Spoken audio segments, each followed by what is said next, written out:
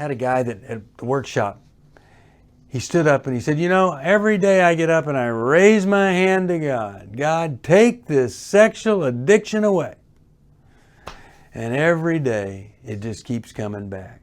Here I am, my hands are up to God, and it just comes back.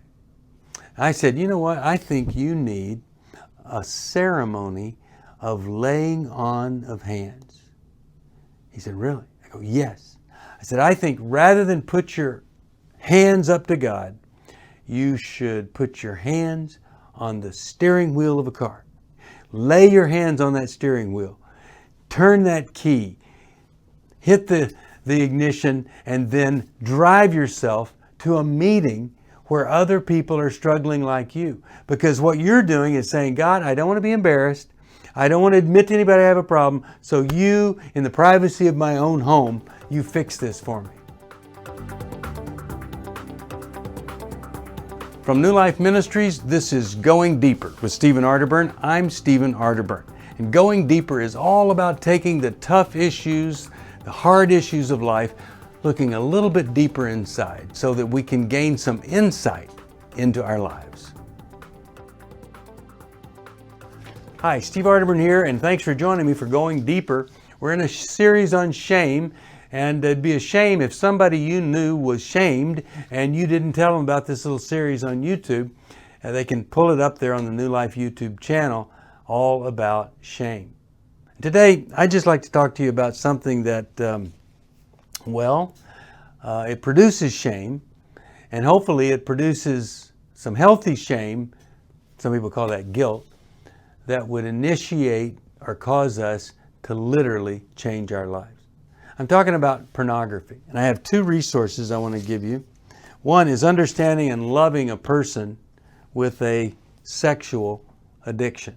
Now, not everybody that's got a problem with pornography is a sex addict, but everything that applies to the sex addict applies to the person before they're a sex addict, and it keeps you from becoming a sex addict because you end the progression. The other resource I have is this one, and that's the Life Recovery workbook for sexual integrity. You work this with a Life Recovery Bible, and if you want one of these, you go to newlife.com or 1-800-NEW-LIFE. Now, I don't have a lot of material to present to you because if you are involved in a sexual addiction, one of two things. You feel a lot of shame. You feel like you're we'll just use men for an example. You feel like a little boy looking at dirty pictures and you don't know how to stop, and you just feel ashamed of yourself. Then you get caught. Sometimes you get caught in a humiliating way and you feel more shame. So that's something inside of you that knows there's something better, and you really sense the crummy stuff inside, and it needs to get out of there. And it's never going to leave until you're brave enough to go to a meeting, make a phone call, get your act together. Now, there's another response to shame. You don't feel it. You're so into your relief, so into the obsession and compulsion that you don't think it's wrong at all. In fact, you argue that you're not hurting anybody, even though it's an out-and-out betrayal of the person that you love. Plus, if you're using pornography, it is your most direct link to sex trafficking. 87% of the women that you see in pornography wish they were never, ever having their picture taken without their clothes off. But somehow they got involved. Maybe they were desperate for money. You say, well, I don't ever pay for it, so I'm not giving them money. Every click has a value. Every click also erodes something in your soul that you don't get back until you enter into recovery. So I would just say this, if you have a problem with pornography, well, first of all, you're not alone. If you're not feeling the impact of it, if you're not feeling the shame of it, you might be out there kind of alone.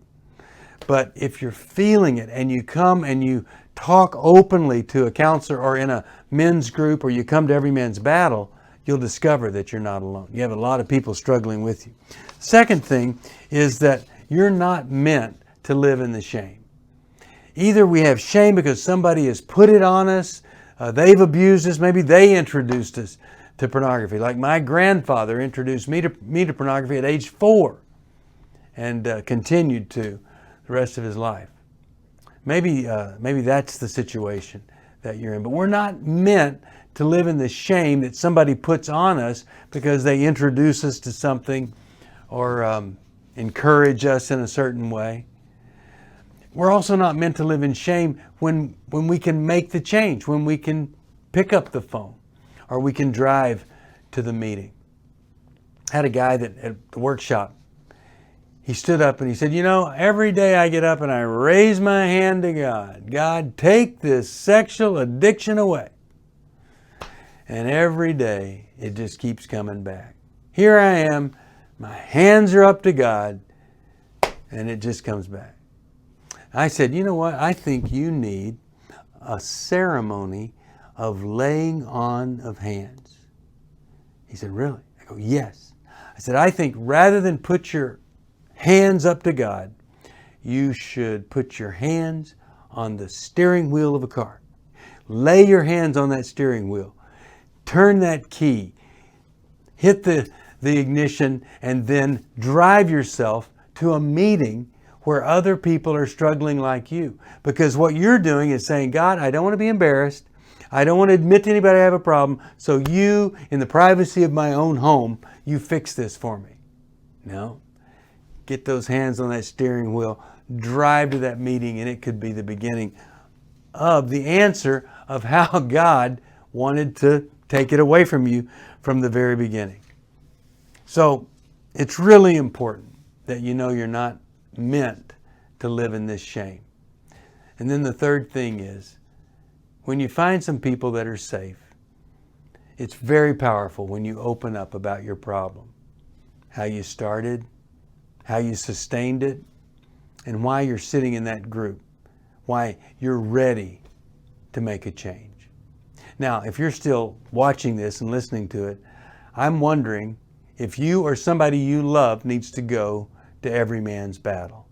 And if that's the case, you call us at 1-800-NEW-LIFE. Or maybe you'd like one of our resources for sexual integrity or loving a person and understanding that person who has a sexual addiction. If you need something, you call us, the number 1-800-NEW-LIFE. See you next time. Thank you for joining me for Going Deeper. I hope something I've said may have helped just a little bit. If you have a question you'd like me to answer or comment, just email me at stevesocial@newlife.com. I'll see you next time. If you want to support Going Deeper with Stephen Arterburn, be sure to subscribe so you never miss another episode. And if you know someone who would benefit from this episode, be sure to share it with them.